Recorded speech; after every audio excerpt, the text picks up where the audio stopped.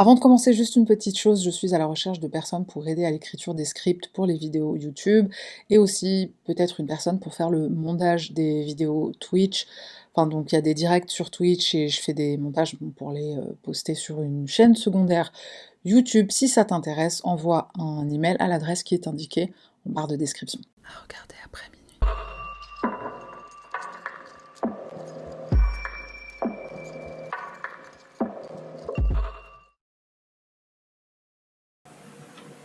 I was just 17 there. And some of the times it was in the living room that he raped me, or in the bedroom. I didn't know if this was normal in my culture or in here. I just let him do what he liked whenever he raped me. It was like I was his shoe and he would wear it just whenever he felt like it. So he was getting worse and worse. Some of the times that he had beat me up or he was abusive towards me. And because he had kicked me so much, like, in the head, my lips were bleeding, my ears were bleeding. That really affected me. Like, now I've got loss of memory. I can't remember things. Salutations mon cher panda, moi c'est Sarah, bienvenue sur ma chaîne et aujourd'hui on se retrouve pour une vidéo en collaboration avec mon sauce, mon pote, mon compagnon gourmand, j'ai nommé Mogota.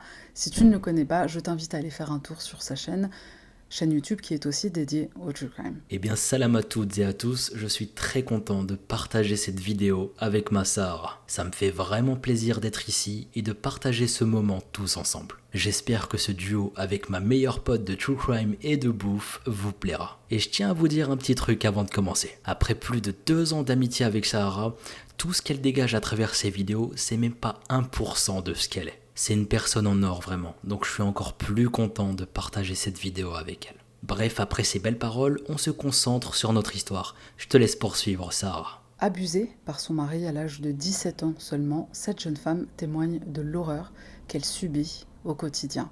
En détresse, elle recherche de l'aide, des solutions, mais malheureusement tout ça va très mal finir. Voici l'histoire de Banaz Mahmoud. Notre histoire prend place au Royaume-Uni, à Meacham, un quartier du sud-ouest de la ville de Londres. Nous sommes dans le foyer formé par la famille Mahmoud, originaire de la région kurde de l'Irak. Mahmoud Babakir Mahmoud et Beya Mahmoud viennent de la ville de Kaladiza, à proximité de la frontière iranienne. C'est une région assez rurale. L'homme était soldat auparavant, mais il demande l'asile au Royaume-Uni pour fuir le régime de Saddam Hussein. Il est l'aîné de 4 frères, dont certains qui résident dans le sud de Londres. Le couple, Mahmoud et leurs enfants, vont donc les rejoindre puisque leur sécurité n'est plus assurée en Irak. La famille quitte son pays d'origine pour l'Angleterre au courant de l'année 1995. Le couple est à la tête d'une imposante fratrie de 7 enfants, dont 3 filles, Bekal, Banaz et Paizi, qu'on appelle parfois Payman. Banaz naît le 16 décembre 1985. Elle a 10 ans lorsque sa famille et elle changent de vie. Ils déménagent au Royaume-Uni. Banaz est une jeune fille pleine de vie qui malheureusement n'aura pas un destin facile. Le couple Mahmoud est très strict et même si la famille vit désormais en Occident, les parents souhaitent que les traditions perdurent. Il est hors de question que leurs enfants se conduisent comme les jeunes Anglais de leur âge. Les enfants Mahmoud n'ont même pas le droit de lier des amitiés avec des enfants autres que ceux de leur propre communauté, la communauté kurde. Et ce contrôle exercé par les parents affecte tous les aspects de la vie de leurs enfants, que ce soit leur éducation, leurs amis ou leurs relations amoureuses. Enfin, relations amoureuses, en fait, ils n'y ont pas droit en réalité, sauf dans le cadre du mariage. Avant l'arrivée de la famille au Royaume-Uni, Banaz, Berkal et Paizi subissent des mutilations génitales. Parce que oui, le contrôle parental chez les Mahmoud, c'est aussi faire subir à leurs filles de terribles interventions chirurgicales pour qu'elles ne ressentent pas de plaisir sexuel, des pratiques inhumaines qui malheureusement existent encore aujourd'hui dans certaines parties du monde. La fille aînée du couple, Berkal, est désormais en âge de se marier. La jeune fille est sous le choc en apprenant les projets de mariage arrangés que ses parents ont prévus pour elle. Ses sœurs et elle sont bien intégrées dans leur pays d'accueil. Berkal aime s'habiller, elle aime la mode, elle aime se coiffer, elle aime se faire des amis. Il est hors de question pour la jeune femme de se plier à la tradition. Elle s'enfuit de la maison familiale en 2002. À 19 ans, elle se retrouve dans un foyer d'accueil afin d'échapper au contrôle de ses parents. La jeune fille a vécu des violences terribles et ne souhaite plus retourner auprès de sa famille, malgré les pressions que son père lui met. Il menace de tuer toute la famille et même de se donner la mort pour que Berkal revienne. La jeune femme ne cède pas sous cette pression. Elle manque de se faire tuer par des proches de ses parents, donc elle change de logement à plusieurs reprises et elle quitte son domicile toujours voilé afin qu'on ne la reconnaisse pas. Elle court un tel danger que la jeune femme est placée sous le programme de protection des témoins. La fuite de Berkal est un coup dur pour la famille Mahmoud. La communauté kurde voit d'un mauvais œil cette situation. Babakir, le père, est considéré comme un homme faible qui ne parvient pas à tenir sa famille. Bien sûr, ça le met en colère, lui qui avait une bonne réputation jusque-là. Les enfants du couple, en particulier les filles, sont plus sévèrement surveillés et contrôlés autant à l'extérieur de la maison qu'à l'intérieur. Et je précise que même si Berkal n'avait pas pris la fuite, la surveillance et le contrôle dans ce type de famille, avec ce type de tradition, c'est souvent sur les filles et c'est beaucoup plus sévèrement mis en place. Alors qu'elle a 17 ans, les parents de Banaz informent cette dernière de leur projet de mariage pour elle. Ils lui ont trouvé un homme kurde irakien, originaire de la ville de Kaladiza, c'est-à-dire la ville d'où cette famille, eux, sont originaires. Le futur marié, Ali Abbas, a 10 ans de plus que sa promise. Banaz n'a pas d'autre choix que de se soumettre et accepter ce mariage malgré ses protestations. L'union est célébrée en 2003. Banaz rencontre son mari pour la première fois 3 jours avant la cérémonie. Paisy, sa sœur cadette, est également informée des projets de mariage la concernant elle. La jeune fille a 16 ans et elle aussi est destinée à un homme qu'elle ne connaît pas. Le futur époux a 15 ans de plus que Paisy. Cette autre union est célébrée peu de temps après le mariage de Banaz. Si Berkal, l'aîné, n'a pas pu se marier selon la volonté de ses parents, ses sœurs n'y échapperont pas. À croire que les parents ont vraiment mis un point d'honneur à les marier selon les traditions et le plus vite possible avant qu'elles aussi ne prennent la fuite. Pour les parents, il fallait restaurer la réputation de la famille. Même si Banaz et Paisy ne voulaient pas épouser les hommes choisis par leurs parents, elles n'ont pas eu le choix. Elles ne voulaient pas s'enfuir de chez elles et vivre une vie cachée, une vie de fugitive presque, à toujours regarder au-dessus de leur épaule, de peur que la famille ne les recherche. Comme on peut s'y attendre, le mariage de Banaz est malheureux. Le mari de l'adolescente est violent, abusif envers elle. Il la menace de s'en prendre à elle si elle ne le respecte pas à lui et les traditions de leur culture d'origine. Banaz obéit aux moindres demandes de son mari, cuisine, nettoyage de la maison, enfin les grands classiques.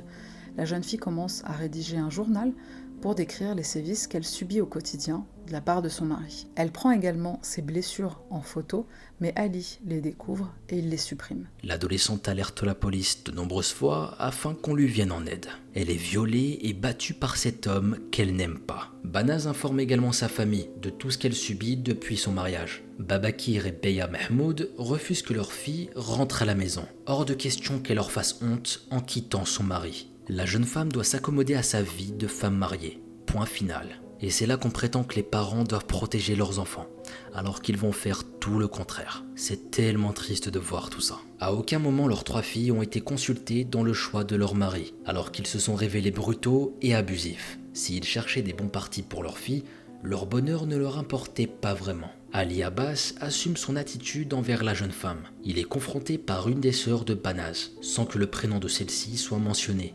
après que Banaz ait été découverte avec des ecchymoses. Il va dire à sa belle-sœur les choses suivantes. « Oui, je la bats, mais c'est parce qu'elle est irrespectueuse. Et oui, je la force à faire l'amour, mais seulement quand elle dit non. » Ces paroles sont tout simplement horribles. Il n'y avait aucun consentement. La femme n'a aucun dû envers son mari. Si elle ne veut pas coucher avec lui, c'est son droit. Une femme n'a pas à se justifier, et aucun homme n'a le droit de forcer son épouse ou sa conjointe à faire quoi que ce soit. Heureusement que les lois évoluent de nos jours, pour que le viol soit reconnu dans le cadre du couple. Par la suite, Banaz s'enfuit et retrouve le foyer familial en juillet 2005, soit 2 ans et demi après son mariage. C'est à cette période qu'elle fait la connaissance de Ramat Suleimani, qui est âgé de 27 ans. La relation évolue entre les 2 jeunes gens qui tombent amoureux l'un de l'autre. La jeune femme a enfin la joie de connaître une vie de couple saine. Elle est épanouie avec le petit ami qu'elle a choisi. Mais les 2 amoureux sont conscients que la situation est complexe, en particulier du côté de Banaz. S'ils parviennent à garder la relation secrète quelque temps,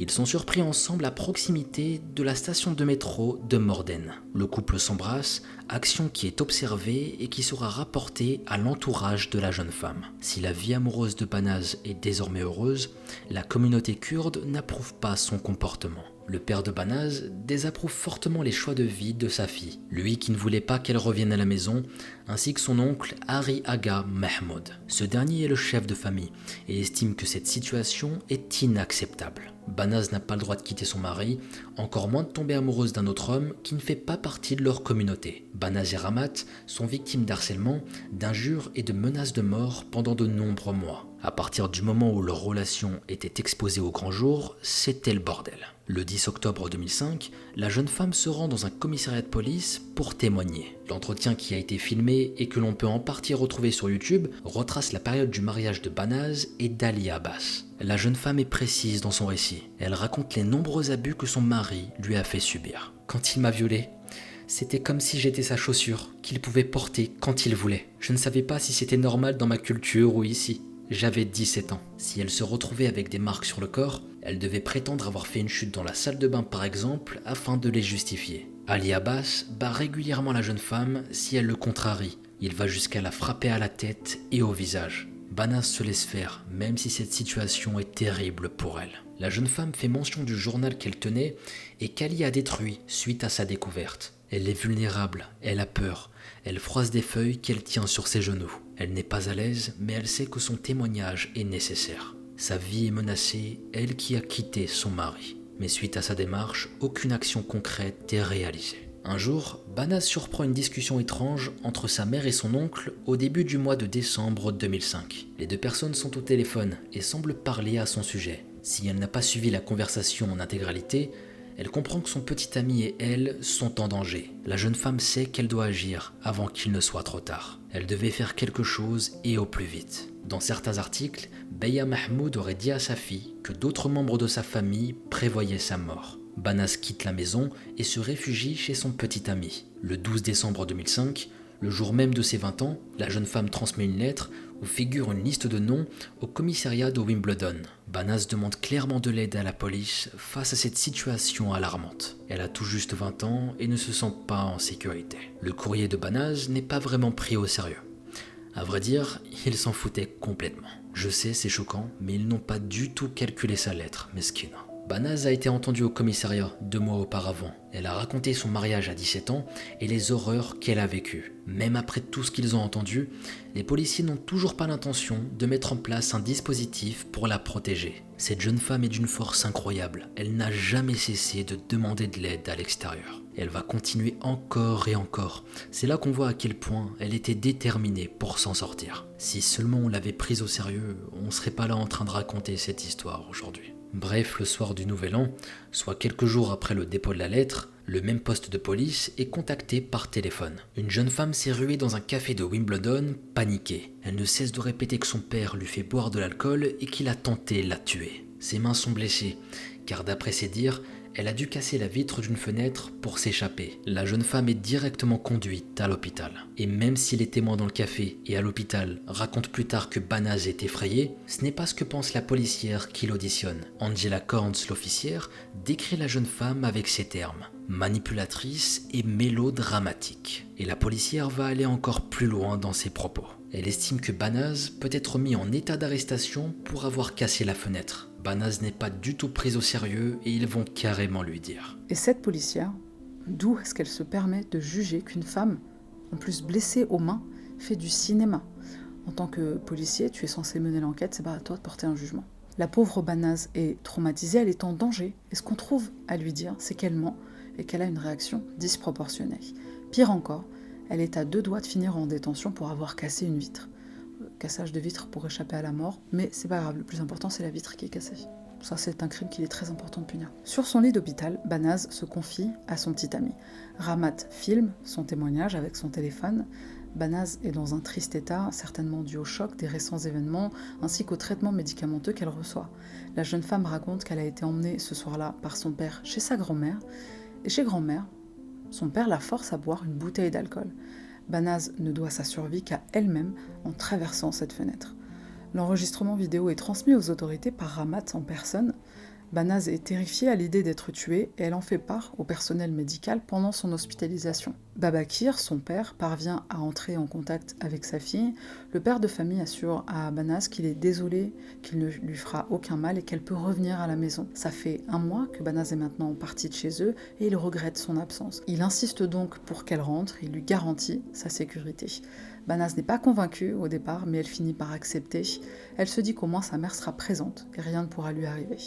Sa famille lui manque et elle ne veut plus se cacher.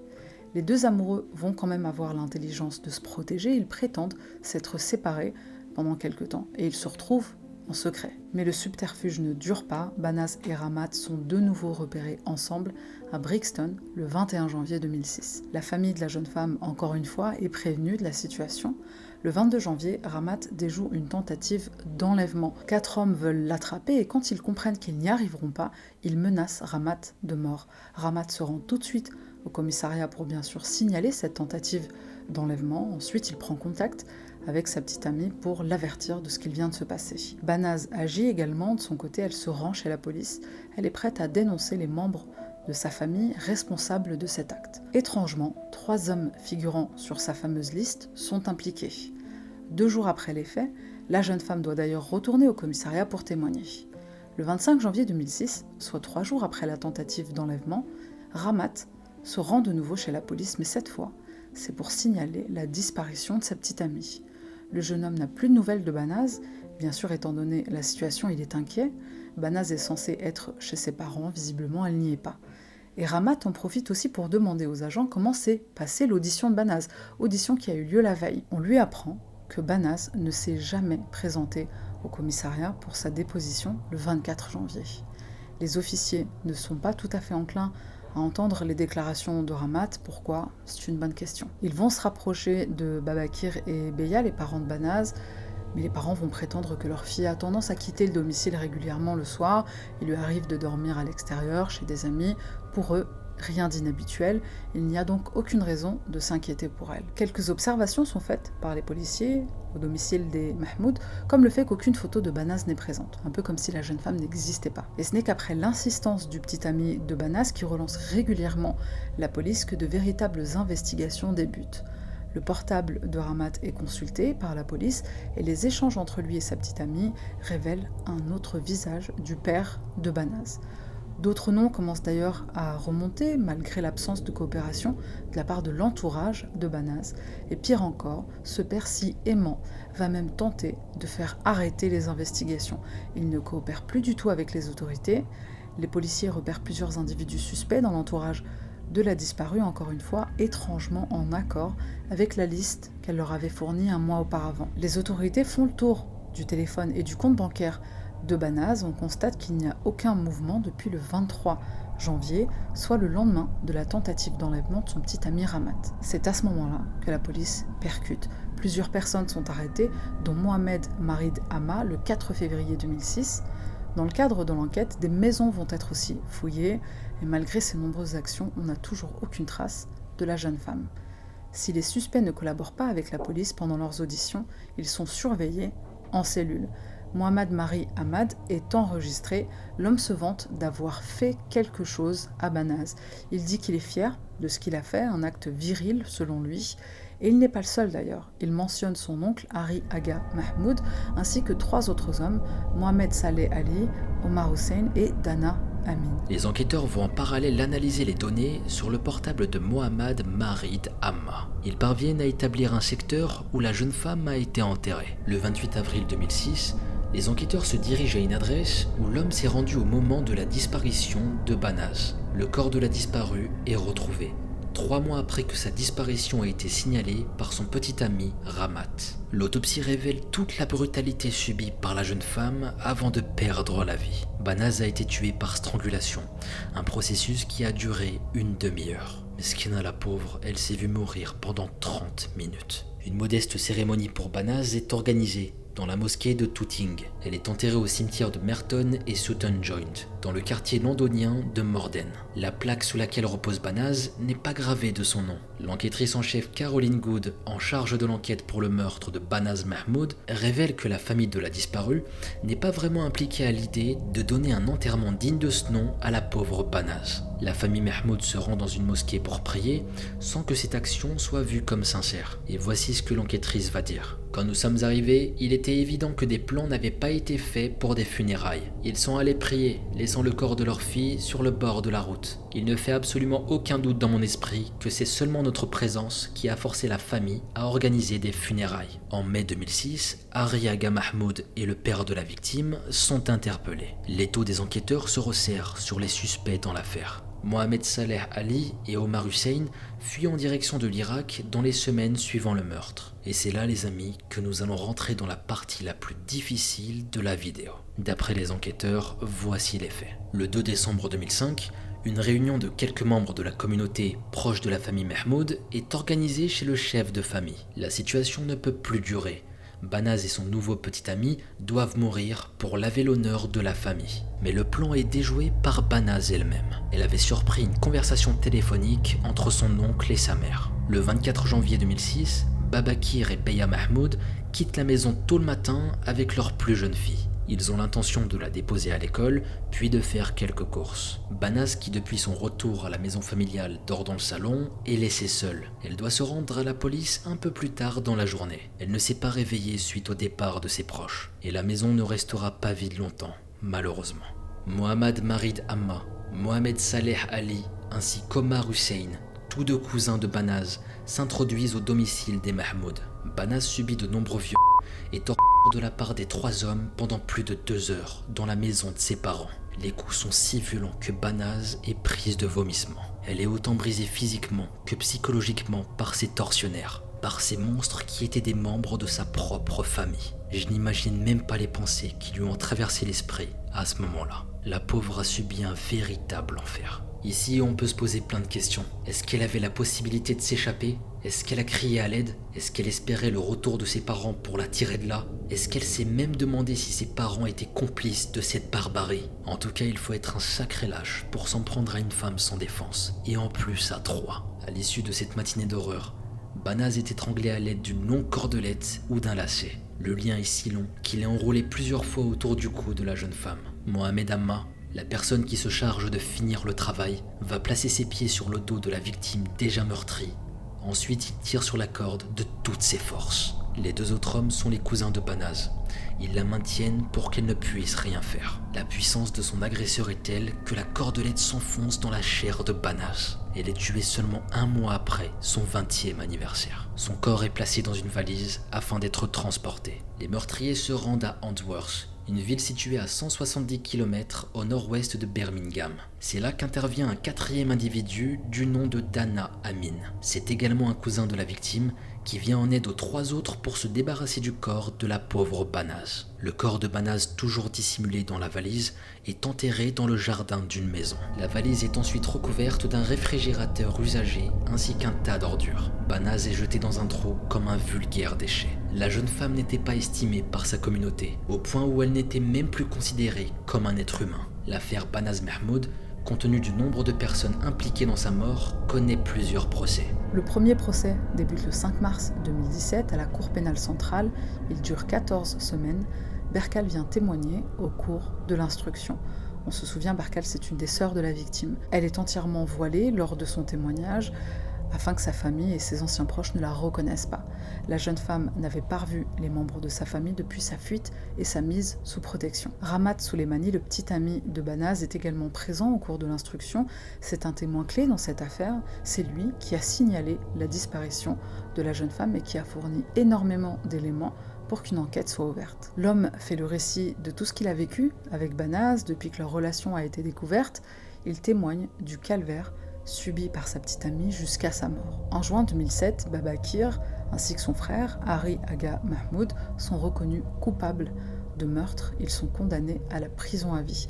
Ils doivent effectuer une peine minimum de 20 ans et 23 ans avant de pouvoir faire une demande de libération conditionnelle. S'ils n'ont pas directement provoqué la mort de Banaz, ils ont initié Le plan macabre, ils ont planifié, organisé et mis à exécution ce sinistre projet. Si la victime a pu échapper à certaines tentatives, elle n'a pas échappé à la dernière. Ramat s'exprime à la fin du procès en ces termes. La seule chose qui me retenait, c'était le moment où je pourrais voir justice rendue pour Banaz. J'ai le cœur brisé et je m'effondre jour après jour. De son côté, Mohamed Hama passe un accord avec le procureur afin de bénéficier d'une peine de prison plus clémente. Il reconnaît son implication dans le meurtre de sa cousine. Il est condamné à une peine minimale de 17 ans ferme. Scotland Yard est informé en octobre 2007 que Mohamed Saleh Ali, l'autre cousin impliqué dans la mort de Banaz, est en détention en Irak.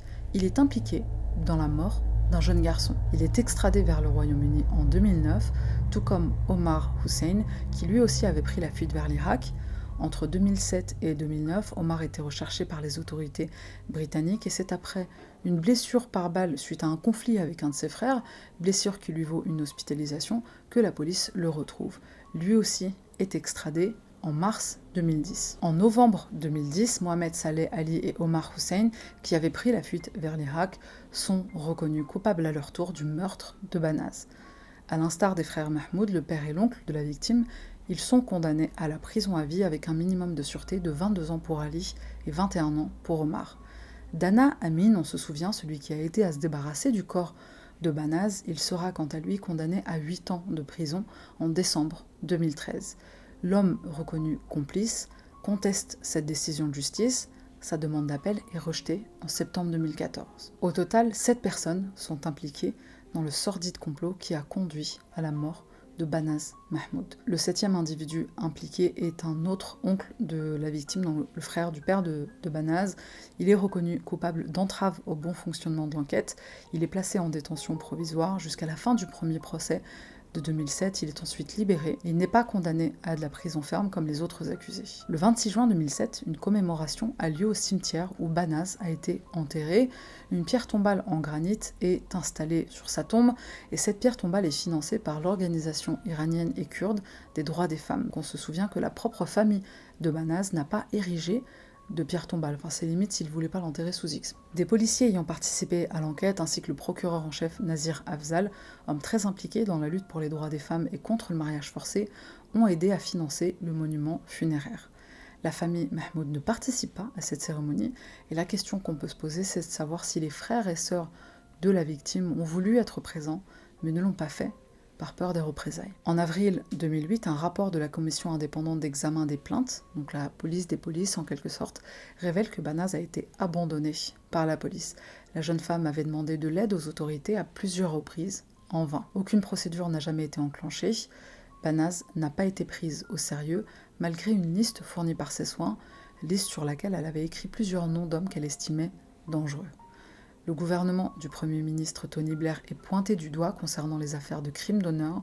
S'il avait annoncé vouloir intervenir contre les mariages forcés, aucune action concrète n'a été entreprise. Le gouvernement aurait eu peur d'être accusé de racisme par les communautés s'étant établies au Royaume-Uni. Et à la suite de ce rapport de la commission, on établit donc qu'il doit y avoir des mesures disciplinaires pour certains policiers impliqués dans la mauvaise gestion de l'enquête. Certains agents ont reçu ce que la Metropolitan Police appelle des conseils, c'est-à-dire une petite tape sur les doigts. Les 2 officiers les plus impliqués et qui devaient faire face à une sorte de conseil de discipline, au final, aucune poursuite, aucune conséquence pour eux. Le conseil de discipline est tout simplement abandonné. De son côté, Caroline Good reçoit la médaille de la police lors des honneurs du Nouvel An en 2012 pour son travail sur l'enquête pour le meurtre de Banaz Mahmoud. Caroline Good a participé à l'opération et ont permis l'extradition de 2 des meurtriers en fuite en Irak. Alors un flic, quand ça fait bien son taf, ça reçoit une récompense, mais quand ça le fait mal, c'est une petite tape sur les doigts. Perkal, l'aînée des 3 sœurs, est toujours sous le programme de protection des témoins. L'autre sœur, Paisy, a pu quitter son mari quelque temps après la mort de sa grande sœur Banaz. Elle parvient à obtenir le divorce, même si ça prend énormément de temps. Elle estime que l'action de sa sœur l'a inspirée dans sa propre décision, elle qui vivait également un mariage violent. La jeune femme de 33 ans travaille désormais dans le secteur de la mode. Elle milite depuis 2019 contre le mariage forcé subi par de nombreuses femmes encore aujourd'hui. Ramat Soleimani n'a jamais pu guérir de cette terrible perte. Sans son implication auprès de la police, le sort de Banaz aurait pu passer sous silence. Lui-même est devenu une cible, victime d'une tentative d'enlèvement et de projet de meurtre, pour être tombé amoureux de Banaz. Le jeune homme a assisté au procès contre les assassins, les agresseurs, les complices de la mort de sa petite amie. Depuis qu'il avait témoigné au cours des procès contre les meurtriers de Banaz, il vivait sous une nouvelle identité et sous le programme de protection des témoins. Le 20 mars 2016, à l'âge de 38 ans, Ramat se donne la mort. Lorsqu'il est retrouvé pendu dans son appartement de Poole, à 150 km de Londres, il est transporté à l'hôpital en urgence. Il y décède 5 jours plus tard. On se retrouve enfin après cette affaire. Le récit était surréaliste, tellement nous avons eu de rebondissements. Entre les événements vécus par Banaz, puis le couple qu'elle a formé avec Ramat, le nombre de personnes impliquées dans son entourage, les aventures avec la police, il y a de quoi se perdre. C'était une jeune femme courageuse du haut de ses 20 ans, et ça, personne ne peut le nier. Elle voulait simplement vivre sa vie, Meskina, mais on lui a tout arraché.